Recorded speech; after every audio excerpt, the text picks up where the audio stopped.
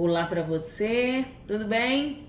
Eu sou Larissa, esse é o nosso gabinete e eu fiquei devendo uma última conversa, um último papo sobre o livro Questões do Humano na Contemporaneidade, que foi o nosso livro do mês passado, né? Mas aí a gente teve eventos e acabamos não concluindo as conversas e eu acho que vale a pena falar de um dos capítulos, que é o último capítulo da Angela Schillings, um capítulo intitulado Imagem Corporal e o lugar que o corpo ocupa na contemporaneidade.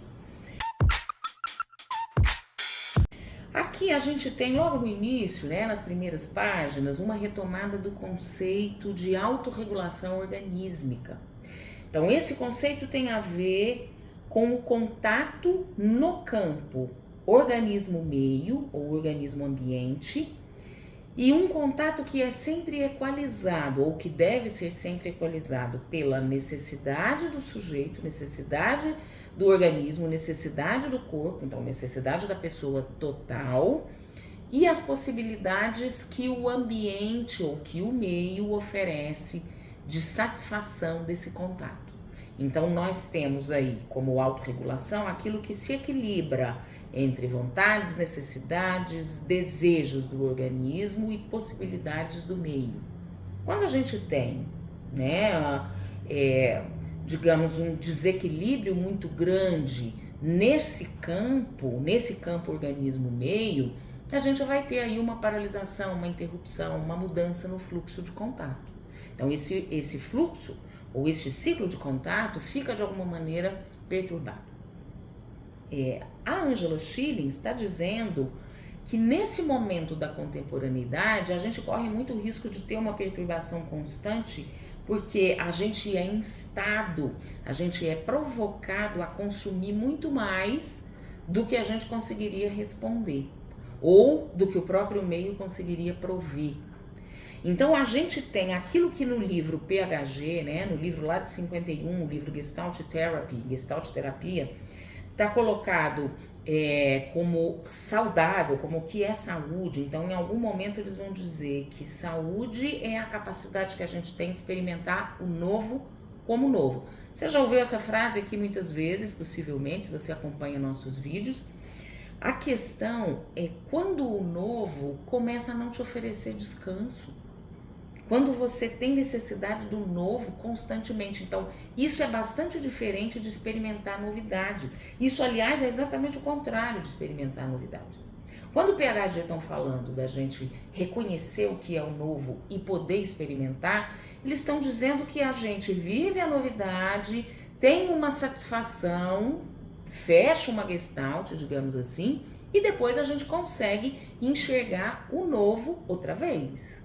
Se você constantemente está bombardeado com a necessidade de ver o novo, se você tem essa caneca hoje, mas amanhã já surge uma necessidade de ter outra caneca, de ter uma caneca mais moderna, de ter uma caneca atualizada, quer dizer que você não conseguiu nem ter o prazer com essa novidade.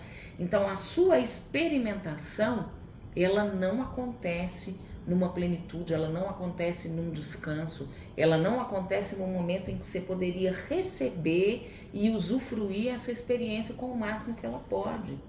Então muita gente vai ter uma questão exatamente aí, né? Então tá bombardeado com as novidades, não consegue regular, porque às vezes é impossível atender a tudo que esse campo que a gente tem provoca como novidade ou define que é bom para você. Então a gente não tem condição de atender a isso e nem o contato consegue acontecer de uma maneira minimamente satisfatória, porque a gente está sempre consumindo isso com o olho no próximo objeto de consumo.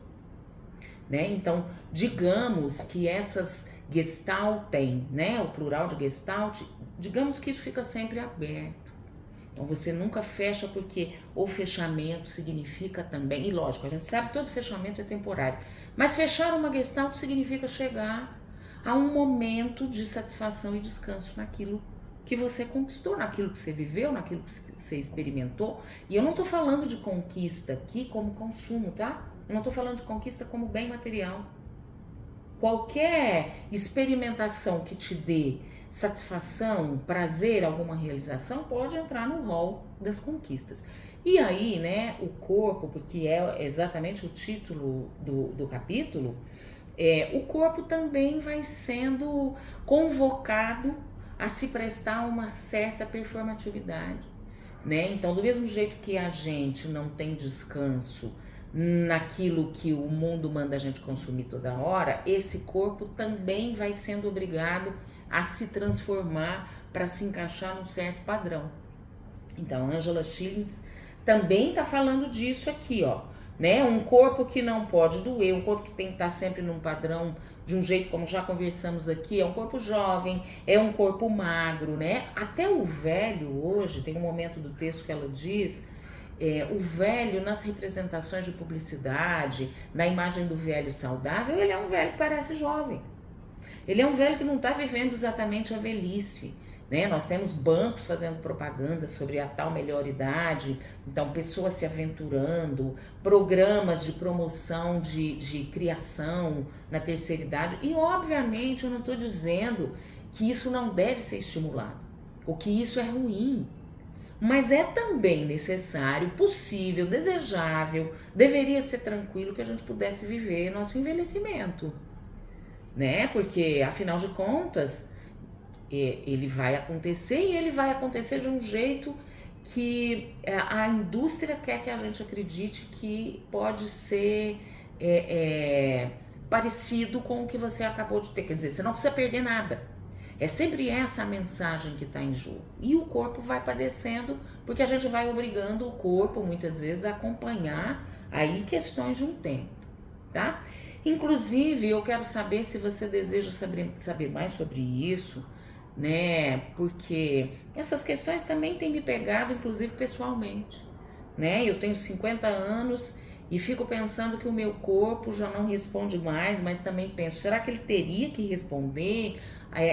O que eu ainda posso exigir, né?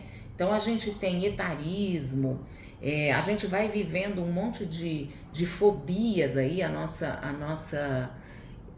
época, esse nosso tempo faz isso. Então é gordofobia, é homofobia, aporofobia, né? Etarismo.